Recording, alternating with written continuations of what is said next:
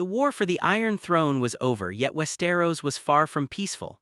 Cities lay in ruins, fields were scorched, and the people bore scars both visible and unseen. The North had secured its independence under Queen Sansa Stark, while Bran the Broken ruled the remains of the Red Keep, his authority fragile and contested.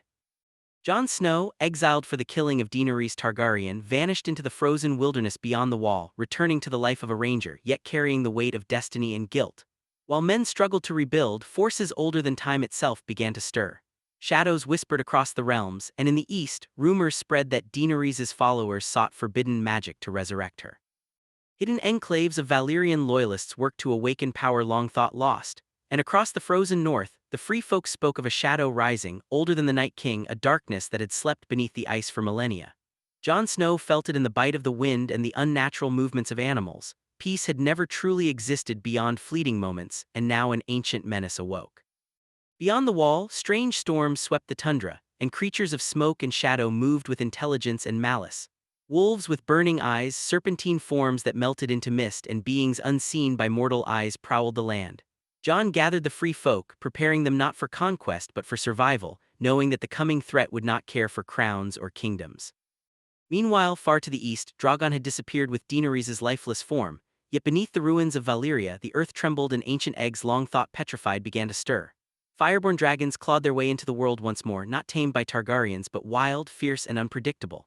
Among them was one of black obsidian scales, larger and darker than any creature seen in living memory, said to be born of shadow itself. Cults of old Valyria moved in secrecy, claiming her rebirth, proclaiming that Daenerys would return in fire and shadow and that the Dragon Queen would reclaim her throne. In King's Landing, Bran's rule was tenuous, his council fractured, lords schemed, and rebellion whispered in every corridor. Bronn, now master of coin and lord of Highgarden, tried to maintain order, yet ambition and greed were not so easily quelled.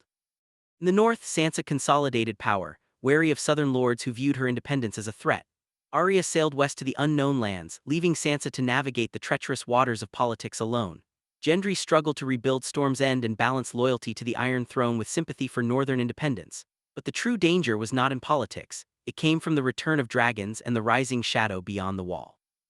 As winter receded, unnatural signs appeared across the realm. Crops blackened overnight, crows circled in restless patterns, and ancient whispers emerged from crypts and ruins.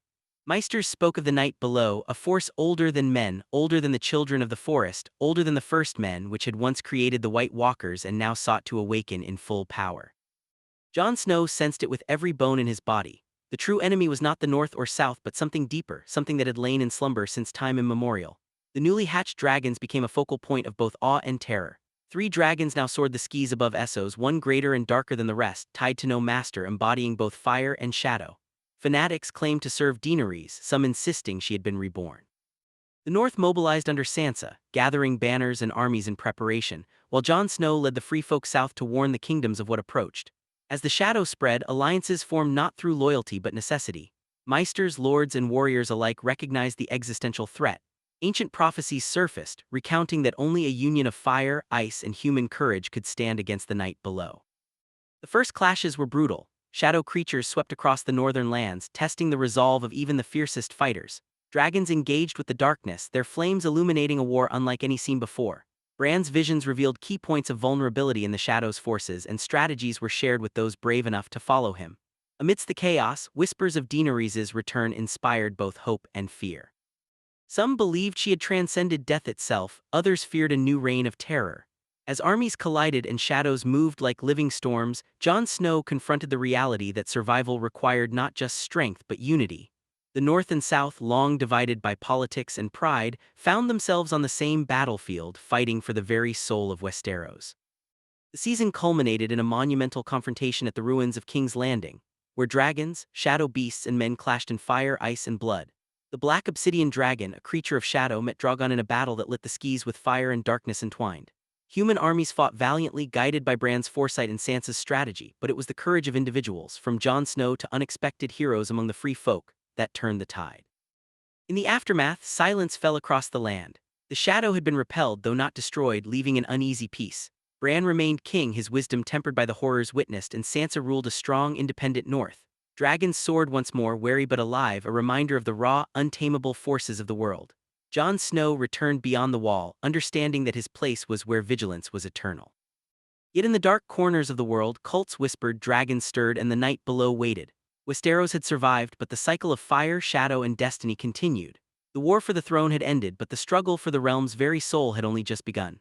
High Voltage, stay tuned for Season 10, the next epic chapter of Westeros, and don't forget to subscribe to my channel to follow the adventure.